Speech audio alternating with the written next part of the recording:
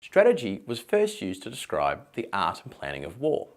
Generals and others realised that planning how their resources, their armies and weapons will be positioned and utilised could give them a key advantage in battle. Porter and Mintzberg are two key academics worth remembering in terms of the creation of many of the early strategy concepts around the late 1970s and 1980s.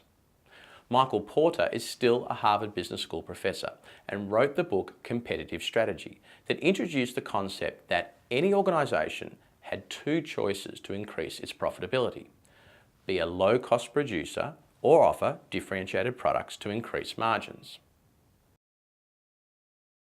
BHP is a low-cost mining company. Its large capital outlays allow it to build operations that deliver economies of scale.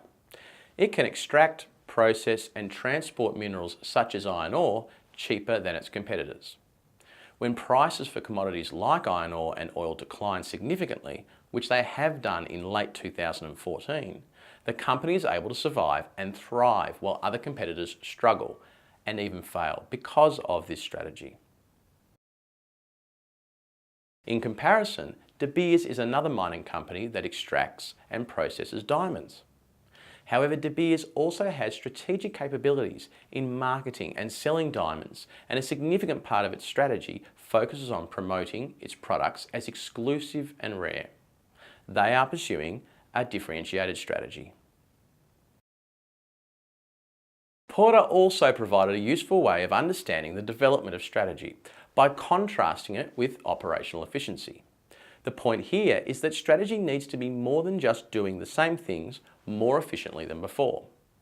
The main reason for this is that competitors can copy your efficiency improvements, and then you no longer have an advantage. To improve its results, Nike developed economies of scale in the 1980s by moving its operations to low-cost countries. However, soon its rivals followed suit.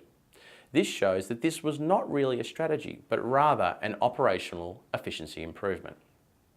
Where Nike gained competitive advantage was through developing differentiated products, such as the Nike Air shoe, and contracting sporting superstars like Michael Jordan. Note that Mintzberg was a critic of Porter's frameworks, and that he saw it as too rigid and constrictive. He studied a number of organisations and found that the way strategy was formulated and implemented was not sequential steps, but often in parallel and sometimes ad hoc. Mintzberg's view of strategy was that it was more about flow and trial and error, and that leaders had to be able to get their people to follow this line of thinking. Let's recap. Strategy can be described in different ways. It can be thought of as a structured and systematic process, or more ad hoc, and it should be treated differently to operational effectiveness.